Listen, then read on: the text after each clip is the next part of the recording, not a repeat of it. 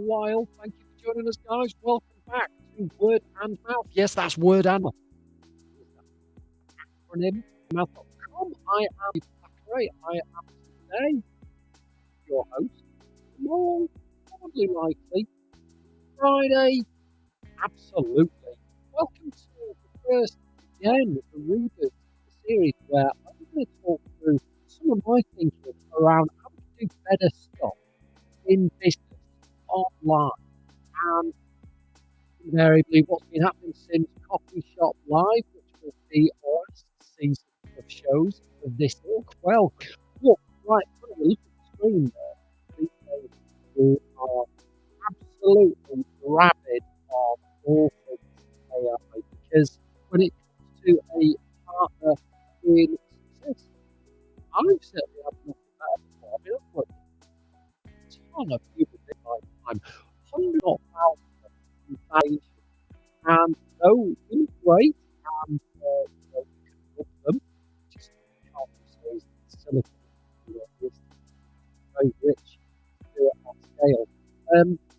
You know, they have limitations. They're not necessarily there at 3 o'clock in the morning when you post. So why not defer to our machine friends? So here we are. And just to put you back in the picture, I am a content strategist, a content developer. I do communications things, I do PR marketing things. So let's be honest, run the gamut.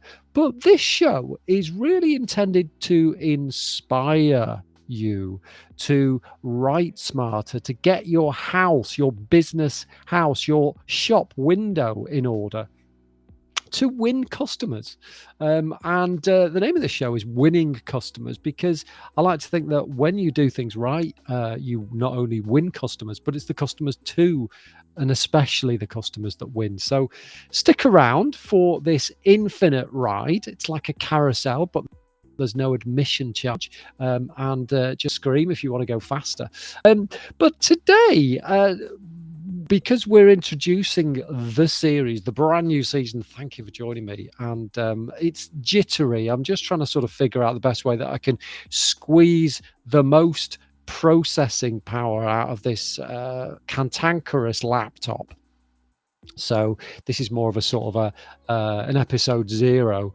This is the pilot episode while we try and figure things out. You'll notice the camera's not exactly perfect. You'll probably notice that things are starting to sort of slow up and then speed up again. Bottom of the screen, you'll see ways to get in touch with me, Dave at wordandmouth.com, of course. Twitter.com/Dave Thackeray if you want to be in it to win it. And here to answer all your questions about content, about communication, about how to get closer to you, how to win them, and how to keep them, more importantly. So without further ado, I've just got a few things to start the engines with. And everything that I'm talking about is going to be very subjective. We all have different approaches. Content's not an immature medium. We've been doing this for years. We've been doing this since you and I lived in caves. In fact, I think I did live. I lived and left a cave. Probably should go back there. But what's great about the fact that we all have different opinions is that we can rub along together, and there is no canonical answer. There are different ways of doing things, and on this show, Winning Customers, we're going to be talking about processes and workflows. As things mature a little bit, hopefully I will too, we'll start to sort of get into the weeds and take it from there. So first up, I wanted to talk to you about something that I've been working on lately with all of the large language models, all of the different AIs, whether it's Claude or Bard or Bing Chat, ChatGPT in a different dress. You can obviously choose GPT-4, which is the best of OpenAI's large language models to use, theoretically. Well, I'm just been looking around trying to find ways that I can make myself more efficient in the development, publication, and testing of content. And taking it right back to the very beginning, when I've got kind of like I use hat tip to my favorite product designer, Josh Slater, for this one. I use a model called Double Diamond when I'm developing content or when I'm creating a content strategy, because you have to go through a sort of a fairly formalized process, and you can slice and dice it whichever way you like. But ultimately, it's all about discovery. And if you're a business, I advise you to do this sort of once every 6 months. It's really, really super important because it will always unearth fresh insights about what your customers need to win and how you can also win through them. So what do I mean by discovery? Well, discovery is where you start doing things like you audit your website and all of your touch points with the customer and with your suppliers, whoever your stakeholders are, especially internal customers, employees as well, because they're the ones that make you tick. So start figuring out sort of what's out there, what's repping you when it comes to content. Also need to, more importantly, and this does roughly speak to content, need to speak to customers and all of your customer-facing colleagues to find out what customers are saying on the street, how they feel about your business, how they feel about your products and your services. And then we need to do competitor analysis. So just sort of, have a little bit of a see which way the wind is blowing, see what I presume your competitors are. Satya Nadella at Microsoft knows very well that the Page and Schmidt kind of people are on his radar. You will know if you're a window cleaning business that John's a Pain, which is a great business name for a window cleaner, down the road is looking to eat your lunch. So you need to keep an eye on what he's doing, the ways that he's working with his customers, what he's doing in terms of product refinement. Might be doing some mean R&D on the window cleaning scene. You need to be aware of all that sort of stuff, and you can put that into a nice little 2x2 matrix to figure out, where you have opportunities and where you need to protect your moat from the competition. We need to do that. And what I tend to do to wrap all this stuff up is put it into a nice little lean canvas, which is essentially a way of sort of identifying all of your routes to market, all of your products, all of your strengths, all of your weaknesses, your points of differentiation. In the comment description, wherever you'll be seeing this, I'll drop a link to some great examples of lean canvases or lean canvas eye, so that you can quite easily put your own together. Maybe even pop a template in as well. There's all sorts of templates for lean canvas, but I thoroughly recommend it because it helps focus the mind. So that's a very short soup to nuts discovery session. And the reason why you're seeing Bing on your screen right now is because this almost kicks off the conversation. As a writer, we all have writer's block. And I found out the other week about designer's block, and where these AIs come in handy in one of a million different ways is they free you from the shackles of whatever block that might be. They get you thinking in a different direction. So what are we seeing here? Well, this was very simply a great little prompt that I put into Bing Chat just to flatter the agent, to say, hey, you're genius, which obviously you'd like to think if you were a bot that you are. I want you to imagine you're a customer of Snowflake. Now, Snowflake is a big data warehousing company going great guns, especially now when people are even more overloaded than ever with data. Where to put it, how to consolidate it, how to streamline it, how to put it where your colleagues need it to be so that they can do better work, whatever team they're in. So I'm asking him to look at the Snowflake website and pretend that he's a customer. I'm a user researcher. I want you to tell me why you chose Snowflake, why you're a Snowflake customer, what you like most about the company and what it does, what you don't like about it, and what's the one thing you would change about the Snowflake website. So that's a nice place to start.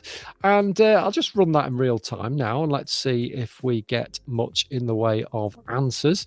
Now, the great thing about Bing Chat and the great thing about a lot of these LLMs now is that they are a lot quicker. When this really crossed the threshold of utility around about springtime this year, it was clunky. It was a little bit cumbersome. You know, it wasn't doing exactly what you needed. And when it comes to user research, I'm divided about this. I'm conflicted because, you know, I've got a lot of friends who are like, you can't replace humans because humans are conscious. Humans all have different opinions, same as we do about content.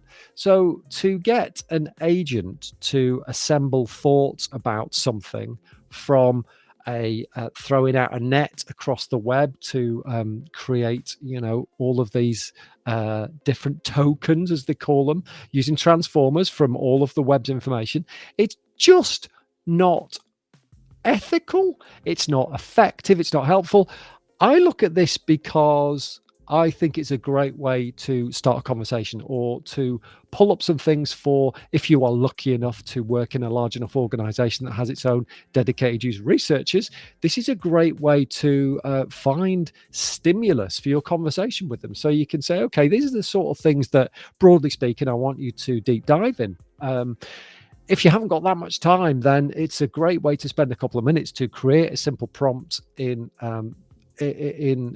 Bing or in Bard or in Claude or in Anthropic, even using Flexion if you like, which is like a compassionate AI.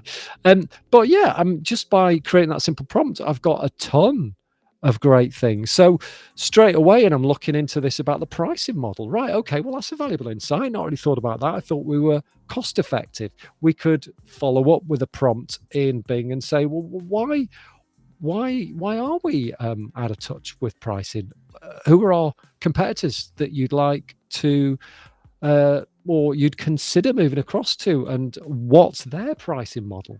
So like I say, by putting a prompt in yourself, you're getting tons of prompts back. Don't consider these to be empirical, but they are anecdotal and they have a sense of reality about them. And I think that's what we need to bear in mind.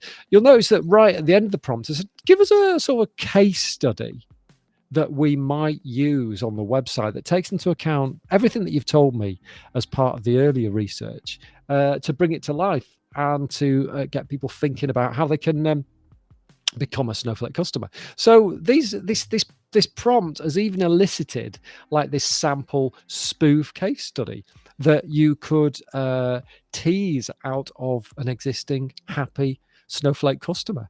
I mean, do you know, this kind of thing is just such a great way to start the conversation with yourself, to get thinking about it in a totally different way. And that's why I really, really like that. I was going to show you some of the stuff to go Bard, but I'll take that for another episode because you've already had tons of time today and you must be bored off your tits. So tomorrow's episode, I'm going to talk to you about a new feature, part of Bard, called extensions, which is a little bit like you'll get a ChatGPT Plus member. That's a $20 a month payment where they give you plugins. So you can use all kinds of things like you can deep dive into lots of applications and bring applications into the AI when you prompt it, when you interrogate it, so it gets a lot more granular detail. So things like I think OpenTable is in there, so that you theoretically can make restaurant bookings using AI, for example. So extensions is different. It's Google's play into integrating its services into AI so that you can deep dive into YouTube, you can deep dive into your own personal repo of data that you've got in, say, Google Mail or Docs. Really, really exciting. So I'm looking forward to having a chat with you about that tomorrow. In the meantime, do drop me a line, dave@wordandmouth.com. I'd love to find out what you want to know about winning customers. If you want to look at content in a different way, we'll carry on the conversation about Double Diamond. We've talked about discovery. Where does it go from there? We'll chat around that as well. That's going to be exciting. But more importantly than that, stick around. 15 minutes is not a big commitment for the day. And when you get a lot out of it, it really is worth your time. So Dave@wordofmouth.com, twitter.com/Dave Thackeray, wordofmouth.com if you want to have a chat about working with me, content coaching, content as a service, lots of things to talk about, but we'll chat them through tomorrow. Till then, have a magnificent day. You've been one, and I think we'll be speaking soon.